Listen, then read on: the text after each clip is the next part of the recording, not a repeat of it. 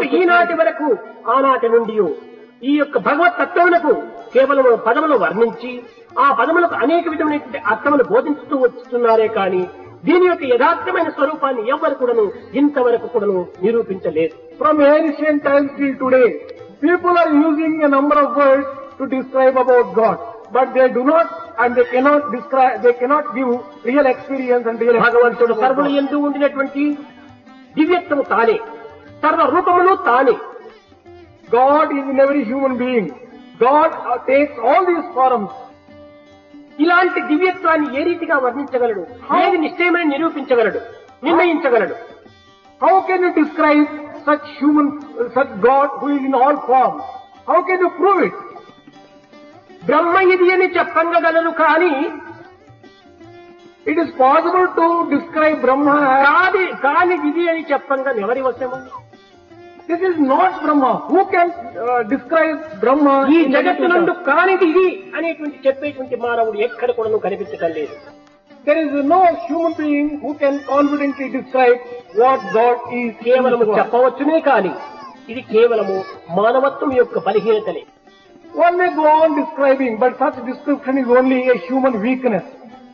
పుష్పములో ఉన్నటువంటి యొక్క సుగంధం వలె మానవుని యందు ఈ దివ్యత్వము సుగంధంగా నిరూపిస్తూ ఉంటుండాలి. Like perfume in a flower, this divinity is found in man subtly without being seen. కర్రలోని అగ్ని వలె, తిలలోని తైలం వలె మానవుని యందు దివ్యత్వము సర్వత్రా వ్యాపించి ఉన్నది. Like fire in wood and like oil in oilseed, the divinity is found all pervasive in every human being. కానీ ఈ అంతర్తత్వాన్ని గుర్తించుకోలేక కేవలం బహిర్ముఖమైనటువంటి యొక్క రూపములనే భ్రమించి దానిని వరించి అది ఏ సత్యమని భావిస్తూ ఉన్నారు.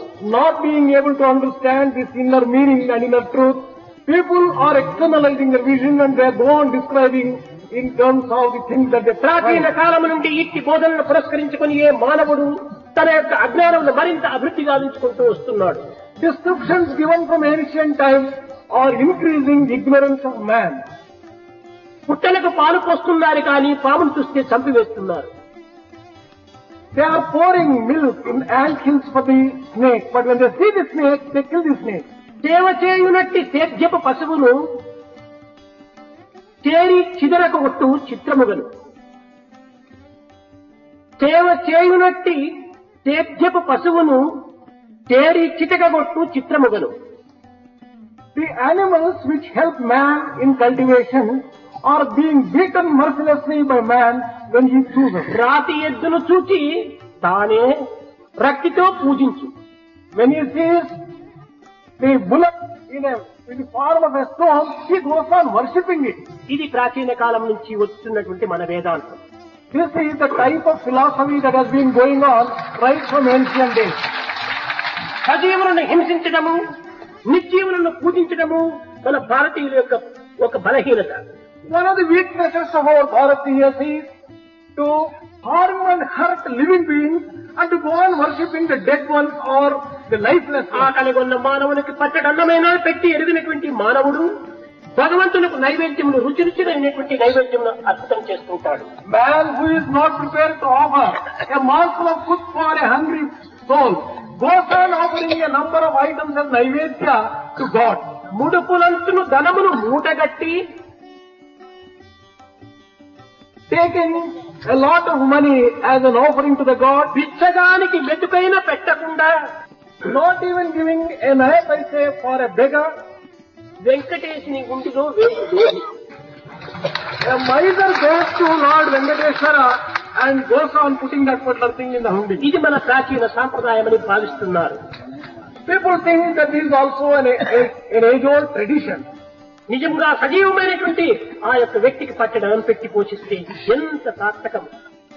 How sanctified one would be if one can offer a morsel of food to a living being who is hungry. కనుకనే దైవం అనేటువంటిది కేవలం మనుష్య రూపంలో ఉన్నదనే సత్యాన్ని మనం గుర్తించి వర్తించాలి. We should recognize and conduct ourselves the basic truth that God is found in human form. జీవుణ్ణి బాధించటము, దేవుణ్ణి పూజించటము ఇది మన యొక్క కర్తవ్యము. Is it our duty to hurt a living being and go on worshipping God? ఆకాశమునందు వాయువు ఏ విధంగా లీనమై ఉన్నదో అదే విధంగానే ప్రకృతి అంతైకుడు ఆత్మయందు లీనమై ఉంటున్నది. Just as the wind is all pervasive in Akasha, in the sky, so also God is found in the entire human being. గాలికి ఆకాశము ఉపాదాన కారణం. For air, it is the sky which provides the basis. ఉపాదాన కారణమనగా దేని వల్ల ఏది సృష్టింపబడుతూ ఉన్నదో ఆ సృష్టింపబడేటువంటిది కాకుండా సృష్టించేటువంటిదే ఉపాదాన కారణం. The Upadana Karana is one which provides the basis for creation of an object, but without being created by the ఆకాశము object. ఆశ్రయం, గాలి ఆశ్రితం. Sky provides shelter and it is the basis. గాలికి ఆశ్రయము ఆకాశము, And for air, it is sky which is the basis. ఆకాశమునకు గాలి ఆశ్రితము. And air takes shelter in sky. ఇవి రెండు కూడాను అవినాభావ సంబంధము, There is a mutual relationship between these two. అన్యోన్యాశ్రయము. They are interdependent. అది ఏ భగవంతునకు మానవునికి ఉండినటువంటి యొక్క సంబంధం. That is the type of relationship that exists between God and man. కనుకనే ఆత్మయందు తాను, తన యందు ఆత్మ అనేటువంటి అవినాభావ సంబంధాన్ని గుర్తించి వర్తించినప్పుడే ఈ దివ్యత్వం అనేటువంటి మనకు అర్థమవుతుంది.